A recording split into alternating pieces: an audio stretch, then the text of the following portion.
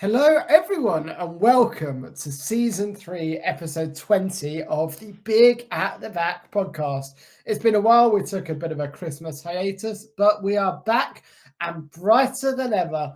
Matt, how are you? We're really going to put that to the test if we're brighter than ever or not, aren't we? I'm good, thanks. Yeah, it's like you say, it's been a couple of weeks. Christmas, New Year. There's been a lot of football in that time, so it's been good. But yeah, had a nice Christmas. New Year has been and gone. It seems like Christmas seems ages ago already. Did you have a good one? Yeah, I mean, I had a COVID-ridden Christmas, but Julie and I just basically made cocktails from 8 a.m. on Christmas Day and got drunk together, then did our actual Christmas Day with the family at New Year. So it all worked out. But yeah, a bit of a less traditional one than usual. How about you? I don't know. I think you having cocktails at 8 a.m. is pretty traditional. So yeah, no, it was good. It was around my parents' Christmas Day. We had our parents over Boxing Day, so I could sort of sneak the football. But that wasn't until the evening, so I was watching football all day during the day. But yeah, like I say, it seems a lifetime ago already, doesn't it? We've had, two game weeks since then. FA Cup third round's just been and gone. And we're finally ready to get back into the Premier League this Friday. We're very, very close. And also, the countdown is on because it's 352 days till Christmas again. Oh, yeah, that's what we can't wait for. So let's caveat this episode right from the top. Neither of us have really been paying attention over the last few weeks. Life has got in the way, stuff has been going on, there's been chaos everywhere. So this is going to be a bit of a temperamental episode at best, I think it's fair to say. Yeah, definitely. And I think if you listen to us in general, it's fairly obvious to say we don't pay much attention to anything. But I mean, it's good fun, isn't it? If nothing else. It's more temperamental than usual, is how I think is going to be fair to describe this. So we're taking it up a level. Yeah, we're testing the boundary of how far we can fall. So today we're going to look over just where we are, how we've touch on how we've done over the past few weeks, then try and have a little bit of a look ahead. Now, most of the FA Cup fixtures have happened, looking at the next 3, 4, 5 game weeks. The next international break isn't actually until game week 29. So we've got the option of looking quite far ahead without having too much break in between. So there's plenty of teams we like, plenty of teams we don't, players that we no longer have that we wish were still available, players we have that we wish weren't available. So it's going to be a little bit chaotic. Matt, why don't you kick us off with how you've done over the past few weeks and where you're at in terms of overall rank? So 2 weeks, like the last 2 game weeks, I think let's say we'll take it from there, 19 and 20. So the sort of Boxing Day game week and the New Year game week. I was just above average both times. Well, I say just above. So 19, I was on 49 with an average of 38, but I did take a 4-point hit. Unfortunately, captain Salah, but it was the week of terrible captaincy picks. My highest scorer that week was Garnacho, and my second highest was Areola. So I think that says everything you need to know about that game week. And then more recently, this week actually was a much better affair, and I ended up with 80 points. Again, Areola, the man for me. 2 weeks in a row. I think it's 3 weeks in a row now, actually, in FPL that he's been hauling in the points just after everyone transferred him out. Brought in Alvarez for Haaland that week and stuck the armband on him, which paid off to a certain extent, but it could have been much better. I could have had Salah with his 16 points or the boy Cole Palmer with his 18 points, who I'm sure we'll talk about a little bit more shortly. But that puts me back to just outside the top 1 million. So if I could just crack that back in and keep building on it for once rather than getting in there and then having a shit week, that would be lovely. What about you? Well, I mean, at least you're on the up, right? Because I've had a couple of absolutely stinking game weeks. So I think the Boxing Day game week, it was an average points of 38. I got 24. So I'm quite glad I didn't take any hits. I actually captained Salah as well that week for his 3 points, the week of terrible captaincies. And the week after that, I did not have Cole Palmer. I did not captain Mo Salah. So just those two things, if I'd have captained Salah and had Palmer instead of Sterling, I would have had an amazing game week. But I captained Watkins. You wouldn't normally complain with 2 assists and a bonus point from Watkins. But yeah, Salah's 16 points against Newcastle absolutely blew us out of the water. So ended on 77. I know that's quite a bit above average, but it still feels like a bit of a hit considering what everyone else around me seemed to do. I've got to say, though, a lot of sympathy for those that wildcarded in game week 20 because they wanted to move out Salah, who got 16, Son, who got 9, because they're both obviously now at the Asian and African Cups. I've seen some wildcards that have got about 26 points when everyone else is in the 70s, 80s, and 90s. So I'm sure the wildcard will pay good, guys, but it's not been a great time to play it for a lot of people. Yeah, it's been a bit of one of those, isn't it? Especially with, like me and you, still having that, and then being able to wildcard them back in feels a better way to go than wildcard them out and then have to get them all back in when you want them back in a few weeks' time. So that's the hardest bit for me to get around. Like, it feels easier to get them in than to get them out than to get them back in. So I've got my own gripe about AFCON, though, and the TV fixtures and us not being able to have Kudus for the Brighton game. When everyone else had their African players that game week, it's a disgrace. The Premier League's out to get us, Tom. We could go down this rabbit hole. No, I'm not going there. I just set you off.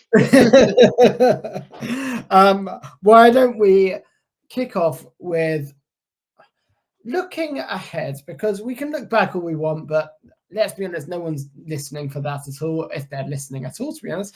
But let's look ahead. So game week 21 onwards. Now, I mentioned we've got the international break in 29, so we've got a large chunk. But looking first at game week 21, it's one of the longest game weeks you will ever see. 10-day game week in the end. So it runs from Friday the 12th to Monday the 22nd, and that is because this is our winter break, if that's what you want to call it. So each team plays on a different weekend to give them that week off. It wouldn't have actually started until Saturday, but that Burnley-Luton game's been moved from the Monday to the Friday because of Luton's FA Cup replay, which will be scheduled for that midweek. But yeah, this is going to be one of those where, like, it makes a difference because every game's on TV. So everyone can watch, and they're all at different times. So everyone can watch every game of football, and you're going to get like people eyeing up players that they wouldn't normally get to see. And everyone's going to be picking at the tiniest little details from every single player. And I personally can't wait. Yeah, I can't wait to watch the classic Friday night match of Luton away to Burnley. What a fixture they're kicking it off with. You might as well go in with a bang, mightn't you? Let's be honest. Looking at the teams that have good fixtures over the next few, the one that stand out to me is Brighton. Brighton with the next 3 fixtures: Wolves home, Luton away, Crystal Palace at home. And Pervis Estupiñán's back. Are you tempted?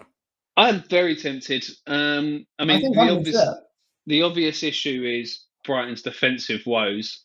And I say that after they've just kept their first clean sheet of the season. Yeah, the duck is broken. So we'll see if they can build on that. Luton away, I think, is proven to be a tougher fixture than perhaps we all thought it would be at the start of the season.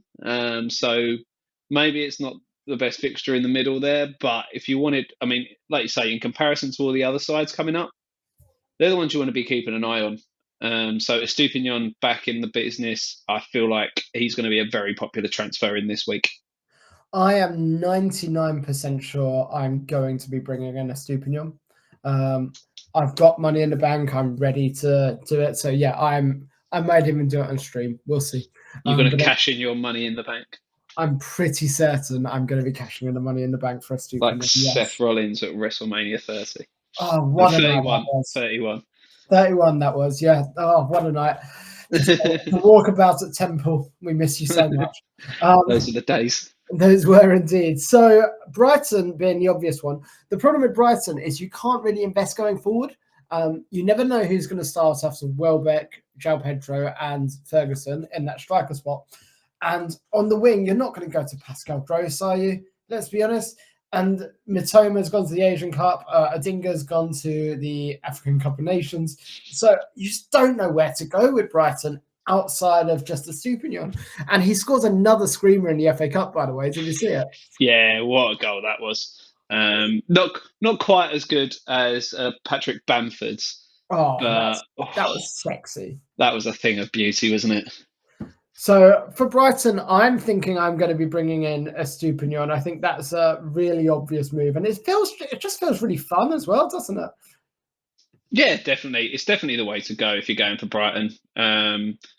He's an easy one to get in as well at his price. There's almost no way you can't afford to bring him in somehow unless you've got a defence full of 4 million defenders and no money in the bank. Oh, and I'm looking at it as well. I could bring in a Stupinian and go big at the back. I'm quite excited. Yeah, it's happening. So I'm going to be bringing in Purvis and Stupinian. The other team to look at for fixtures are, hear me out here, still Chelsea. Because take away the Liverpool away game on January the 30th, they've 3 of the next 4 are Fulham at home, Wolves at home, and Crystal Palace away. Now, I'm still doubled up on Chelsea. So I've got Levi Colwill in defence, and I've got Raheem Sterling in midfield. Now, the clever move would be go Sterling to Palmer, just take the -4, bite the bullets and do it. However, the instant I move him out, Raheem Sterling is going to get 21 points. And these are the kind of games he can do at him. So Fulham at home, Wolves at home, Crystal Palace away. I guarantee you've got a big Sterling haul in one of those 3. And by haul, I mean 12 points plus. So I feel like I just need to hold on to Sterling for those games. And I hate to say it because there's not even a guarantee he'll start. But if I move him out, you know what's going to happen. I'm just going to make sure I make a note of that timing to crop that you're guaranteeing a haul in those next 3 games. You can see it happening though, can't you? Raheem Sterling against the bottom half of the table club. I mean, yeah, if it's going to happen, it's going to happen, which seems like an obvious statement. But you can easily see a world where it does, but equally, there's just as much of a world where he gets fuck all and Palmer just continues getting the points that he's been getting. I know, but where else are we going then? Looking ahead, where else do we think is worthwhile? I mean, we're in this sort of weird situation at the moment where it's really hard because no one's got the best run of fixtures. Apart from Brighton, who have by far and away got the best run coming up. Sheffield United got an all right run of fixtures coming up, and you fancy bringing in Ben Brereton Diaz, who they've just signed on loan from Villarreal, which you don't. And then, like the likely ones with City, because no matter who they play, they're going to be back to get points, but you've got Haaland coming back from an injury. You don't know where he's going to be. Same with Kevin De Bruyne, who's sort of getting some minutes under his belt now, got some minutes in the FA Cup. But he's come out and quoted today that he's not expecting to play much at the moment, which feels like a real, it does feel like one of those, doesn't it? Total bullshit. He's definitely starting against Newcastle, isn't he? Yeah, I mean, I hope so, because I'm still definitely planning on bringing him in. And you've got like Liverpool as well, but you've also got to factor in players that they're missing. So no Salah, Spurs haven't got Son. So there's some big players missing here. I mean, so it's really hard to narrow it down. Liverpool completely outplayed Arsenal for large parts of the FA Cup game without Salah. But I think Liverpool is still a great option. Trent Alexander-Arnold has never been in this good form. Like, he is absolutely incredible at the moment. But with Trent in FPL this season, I feel like he's always going to be the guy that's assisting the assist. He's never actually, because his role has changed slightly. he's not as strong an FPL asset for me right now as he was, say, in the previous seasons. Yeah, I think that's probably a fair assessment. But you can never really look past Liverpool. I mean, even without Salah, as you say, they got a good result in the FA Cup. I think a lot of that was down to Arsenal's killer instinct, lack of killer instinct. That game should have been out of sight by half time, really. Yeah. No Virgil van Dijk and no Salah. And was it no Alisson as well? I can't remember. But yeah, like either way, Arsenal should have absolutely killed that game off, and it's crazy that they didn't. Yeah, and speaking of Arsenal, they've got a couple of good fixtures coming up: Crystal Palace and Forest. Before they then have Liverpool. But at the moment, they just, and I know we've spoken before because you've spoken on over the last couple of weeks about Ødegaard, but I feel like that boat has well and truly sailed. Yeah, I was really tempted to bring in Martin Ødegaard, but I'm so glad I didn't. He's spending more time acting like Bruno Fernandes than he is acting like Kevin De Bruyne. He's throwing tantrums, wailing at the refs, like complaining. Like he's basically becoming Bruno Fernandes 2.0, and it's really sad to see. Yeah, especially as he obviously came into the league after what was like a very strange time where he went to Madrid as a really young player, got farmed out a little bit, and everyone was like, they don't really know what they're getting. And he came in and he hit the ground running. He's done well. He got the captaincy. But it feels as though now there's that sort of extra level of pressure where Arsenal are almost bottling it again after the way they bottled it last year. And it's sort of taken its toll on him, it seems to me, which is a shame. But also, as an outsider, it's quite funny. They've just never... Sorry, winning one FA Cup does not mean you're a team that is capable of challenging Man City. And they won the Community Shield as well. Arsenal have just never been at that level, and I don't think we'll be at that level for some time yet, realistically. If they can go out and get Ivan Toney in January, is Ivan Toney what they need though? They need a finisher. Ivan Toney's not a finisher. He's a penalty merchant and misses a lot of chances and is very creative. Yeah, I think he's a better option than Jesus or Nketiah or Reece Nelson. Yes, all of that is true. But if you're going to spend 100 million, go and get Ollie Watkins.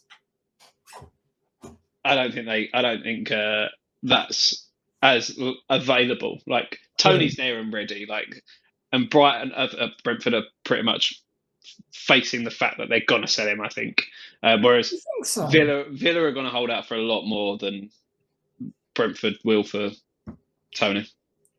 I'm not sure because Brentford are terrible right now. They are really, really bad. Ivan Toney coming in can come and help pick that club up and keep them in the league because at the moment they're at serious risk of relegation. So Ivan Toney can come in, pick that club up and help sort them out. I'm just going to have a look at some odds on Ivan Toney's next club. And it's not on Sky Bet. Why not? Although, if you're interested, Dominic Solanke is 8-1 to sign for Arsenal. And Brentford are 8-1 to get relegated. You tempted? Kind of.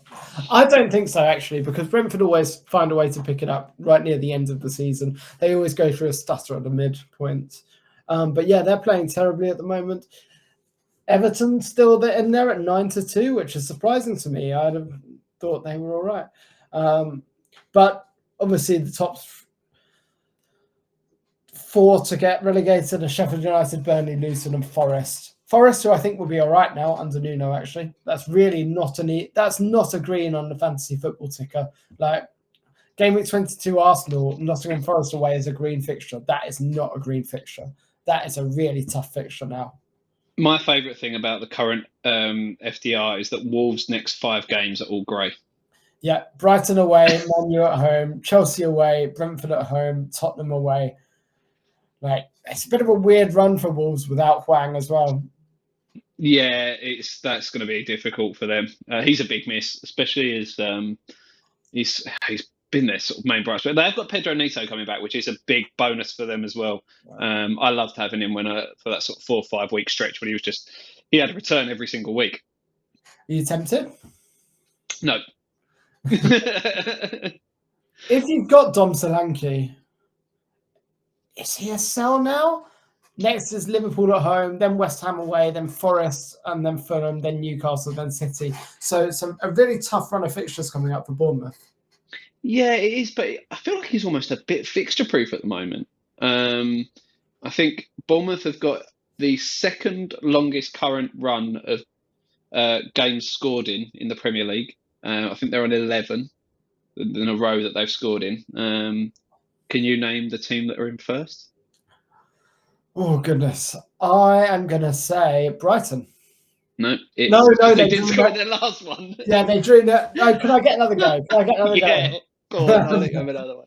I feel like before the last one, it would have been Brighton. Okay, I want another go at this. I am going to say Aston Villa.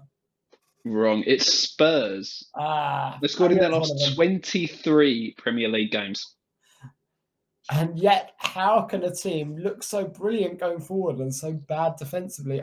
Speaking of which, Van der Ven is set to return for Spurs soon, and so is James Maddison. They are two big returns for them. But we all know how much you love Van der Ven from your sonnets earlier this season. I do love the man, but I feel like he makes their whole defence better.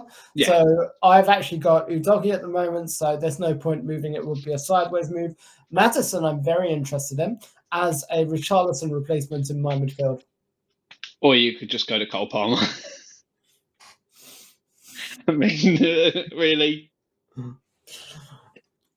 Matthew?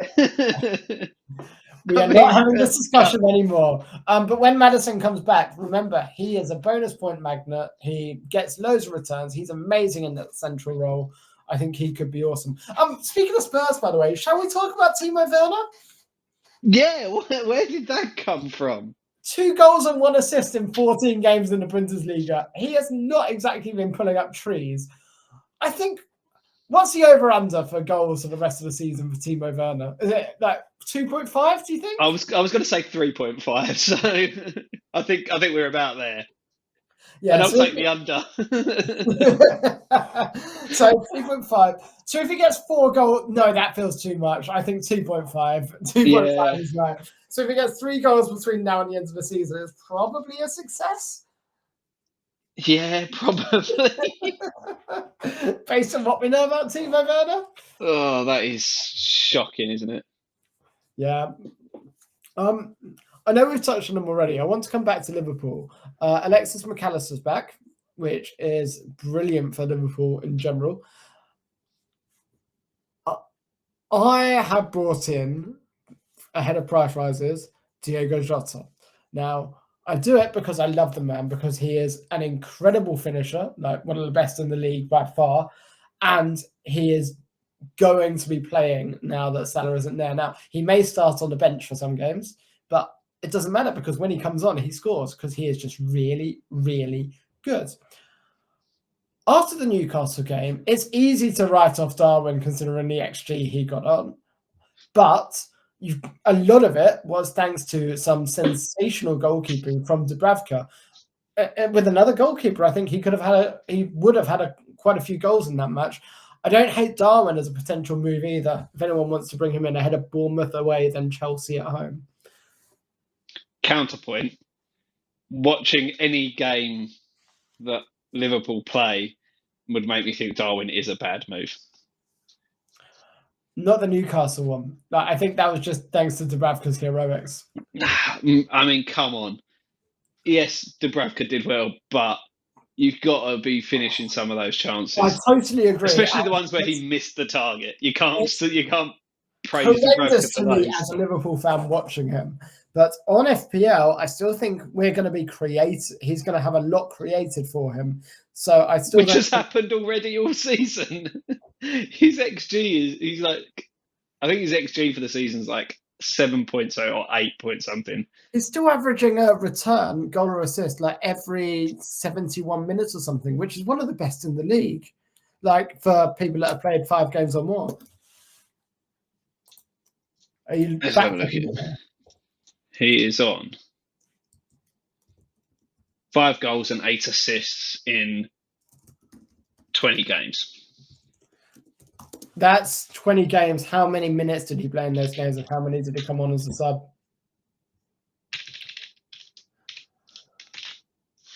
So far Every this 85 season, minutes.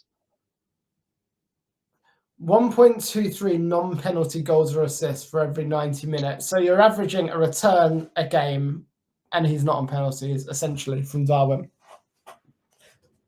The stats aren't as bad as people make out, so I don't think he's a complete lost cause that everyone thinks he is. Watching him as an FPL owner is very different to watching him as a Liverpool fan. As a Liverpool fan, I can't stand that he's there. It drives me bananas. As an FPL owner, I would think, yeah, you know what? He's close to a whore.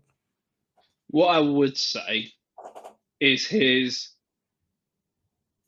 expected assists is 2.2, and he's got 8 assists. So that shows to me that it's the other players that are doing the good stuff. He's just getting lucky with it.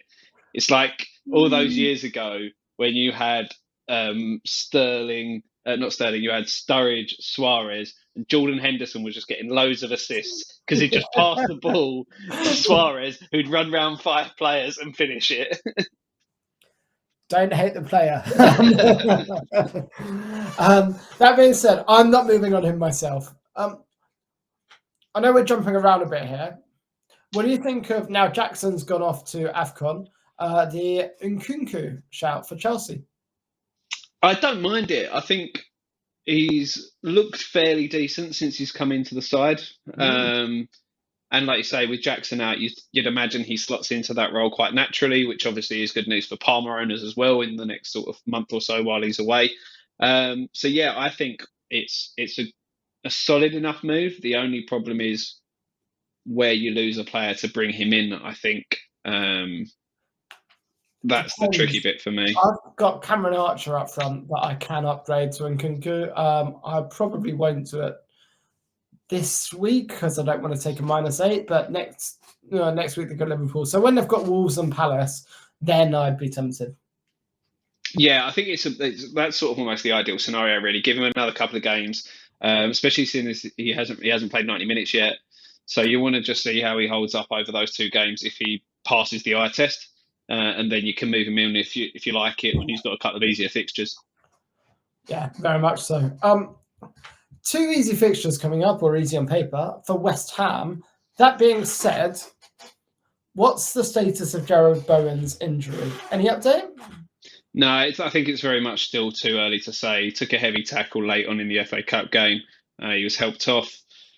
It's going to be one of those that they'll have to assess. We're lucky in that we don't play this weekend coming. We've got a whole sort of another week to rest him and see where we stand.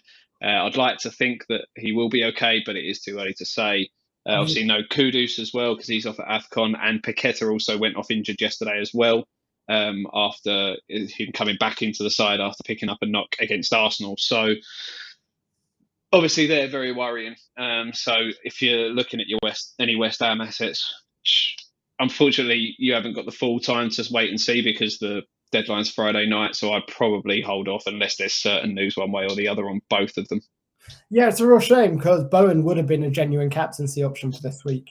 But as it stands, I don't think he is a buy. I think, and it's a shame for Sheffield United as well, because even if he does come back, if he doesn't have Kudus and Paqueta behind him, it means he's going to be doing a lot more of the running and a lot less of the actual finishing. So I think Jarrod Bowen, because of the injury, if you've got him, you hold him and hope for the best. But if you don't have him, you don't buy him at the moment for me. Yeah, couldn't agree more. It's unfortunate because, like you say, like the form he's been in as well. He's been by far away West Ham standout player this season in front of goal. So I could just, as a West Ham fan, I just sit and hope and pray. I'm looking forward to finding somewhere to watch that game because I'm going to be in Nashville and it's going to be 8 a.m.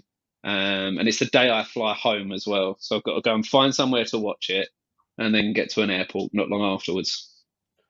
I don't think you'll struggle. And worst case, you can just get it on your phone or something. But I'm sure you'll find a way. There's a sports bar in the hotel, but I doubt it'll be open at 8 a.m. You never know. And Nashville has loads of bars, so you'll find somewhere. You'll manage. I reckon I'll cope. Anywhere else to go? How's this for a rogue shout? The next 5 games, I think there's 2 clean sheets for Fulham, or maybe 3. I think there's 2 to 3 clean sheets for Fulham. I think because you've got Chelsea away, Everton at home, Burnley away, Bournemouth at home, Aston Villa at home. I think you've got 2 to 3 clean sheets in that. I don't hate bringing a Fulham defender in. I understand it in theory, but I don't know how far down the list of players that I'd be looking at. I'd go, oh, there's a Fulham defender that I want to bring in. Can't tempt you by Robinson? Tim Ream, perhaps? No. I could maybe understand if you were wild carding bringing Leno in. Yeah. But I mean, you're not making a goalkeeper transfer just in general at the moment, are you? Let's be honest. No. So yeah, maybe, but I just don't know. I can't see tossing Odorabayo in there.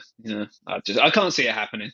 One thing we haven't spoken about, and their sort of fall from grace over the last month has been Newcastle, and they got City next, but then City and Villa 2 hard fixtures, and then they do have a slight turn. Isak has got a couple of goals. He got 2 in the FA Cup, admittedly against a below par Sunderland side. But with players coming back as well, you never know. Whether you'd assume they're going to turn it around at some point. Yeah, and I'm less tempted by Isak just because of the Wilson rotation. I'm more tempted to bring in Akira and Trippier back. So game week 23, I've got money in the bank at the moment.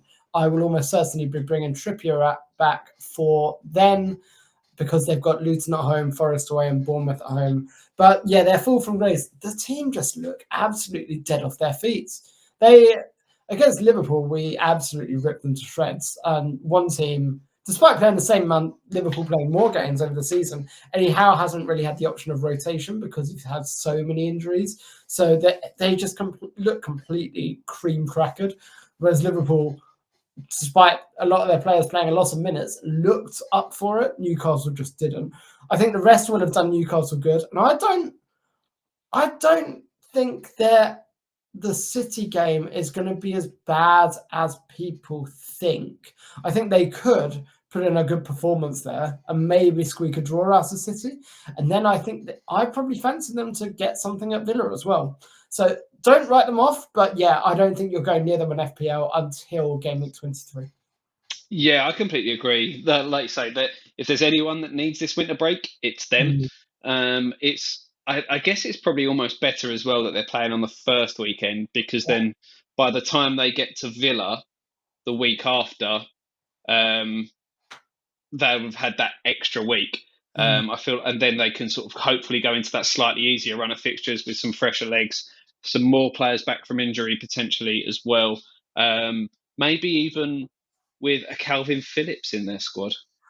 What a ridiculous move that would be. Like, just dreadful for everyone involved. Well, I don't think it's bad for Phillips because he'll get game time, which he's not getting at City. But the only thing is, it's a stopgap because until Tonali's back from his ban. Do you think he gets in over Joelinton or Guimaraes? Gets in over Longstaff. I don't think he does, I don't think he does. I'd have Longstaff. I don't think Calvin Phillips is a good pick at all for that. But regardless, it would be English. Just get an English player on the books, I think, more than anything. That is always helpful as well. Where else to go then? I mentioned him before, but Richarlison, are you tempted yet? Yes. The only thing is I have been tempted the entire time. It's just who I would drop and bring in, and I had other fires that needed putting out with injuries and things like that. And I'm still of that opinion that I don't really know where I go with getting him in. I'm not dropping Bowen. The person I'd be most tempted by to drop at the moment is Saka. Can't. but you can't. It's because it's just too punishing. And I'm not going to probably go Salah to Richarlison because I want to go Salah to KDB. So it's one of those. I just don't know where I go. What if KDB is confirmed injured or confirmed out? Do you go Richarlison? Maybe. Do you go Odegaard? Do you go Bruno No. Fernandes? No. It's worth just reiterating because we haven't had a podcast for a while. Manchester United aren't a team we go near on FPL anymore. Absolutely not. You just can't. Although Well, I say that I have got Garnacho in my team, but he is dirt cheap. Yeah, the next game is Tottenham, and then you've got Wolves, West Ham, but then it's Villa, but then it's Luton and Fulham. Man U fixtures aren't too bad. So, I don't know, maybe it just doesn't seem very fun, though. Yeah. I don't know. I agree. It just doesn't seem very fun. I feel like there's much more fun things to do. Yeah, completely agree. But we'll have to wait and see. Cool. Anyone else you want to discuss or any other teams you want to dig into? I think we've mainly hit the main points, haven't we? I think we've sort of hit the main ones. We haven't really discussed City, but we have in terms of Haaland and KDB coming back from injury, and they're the main ones we're going to be talking about there, aren't they? So I know Foden's doing well, but again, with KDB coming back, it's throws all that up in the air. So it's going to be really hard to know how they're going to be lining up over the next week. I guess the one thing we haven't spoken about is where is your team set now at the moment, heading into game week 21? So I have in my bus team Areola in goal, the Sheffield United away fixture, and on my bench for goalkeepers is Dubravka. So Dubravka's playing Man City. My three at the back are Levi Colwill, Udogie, and as of 2 minutes ago, Pervis Estupinian. He's done it, boys. I've done it. And my midfield five is KDB, Richarlison, Diogo Jota, Bukayo Saka, and Raheem Sterling. And then up front with the captaincy armbands is Haaland and Watkins. And Saka currently has the vice captaincy. My bench has got Concert, then Archer, then Mitchell, all in a row. So even if I don't get playing time from KDB, it means Concert comes in versus Everton. So yeah, I feel like I'm all right. I'm pretty set for the next week at least. And I've got a lot of upside in a potential KDB and Haaland double up. If they both start and both play, that could be absolutely huge. Yeah, that is quite handy to have. I'm in a different boat in that I haven't knee-jerked and made some transfers in the worry of price changes. So, like, you've got Areola in goal. A back three at the moment of Konsa, Trippier, and Gabriel, who I really do want to get rid of, despite having only just recently got him in. A midfield four of Garnacho, Bowen, Saka, and Palmer. And then a front three of Alvarez, Solanke, and Watkins. I mean, the armband's currently on Alvarez just because he was my captain last week. I don't know where I'm going to go with that. So that leaves me with Salah on the bench, Kabore on the bench, Livramento on the bench as well. So looking at how I'm going to move those about, with obviously Salah having to come out. So I'm just hoping that we get some news on KDB that's a little bit more positive, and then I can make that transfer. No, I've only got one free transfer as well. So ideally, I don't want to be taking a hit. I mean, I don't think it's a bad week to take a hit. Lots of people will be on -4 and -8. So I think if you're going to take a hit, this week's as good as any. And why not do it when you can have a bit of fun and get a Estupinian? That is true. I could go Livramento to Estupinian. That sounds fun. And Livra's not going to play because Burn's back. Exactly. It seems like a bit of a no-brainer, really, doesn't it?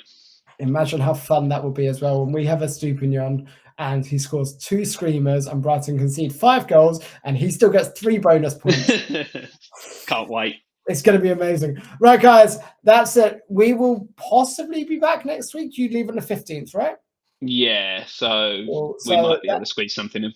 Yeah, we'll squeeze something in for next Sunday evening or something. But otherwise, enjoy the long week, guys. Have a great time, and we'll speak to you all very soon. And Happy New Year.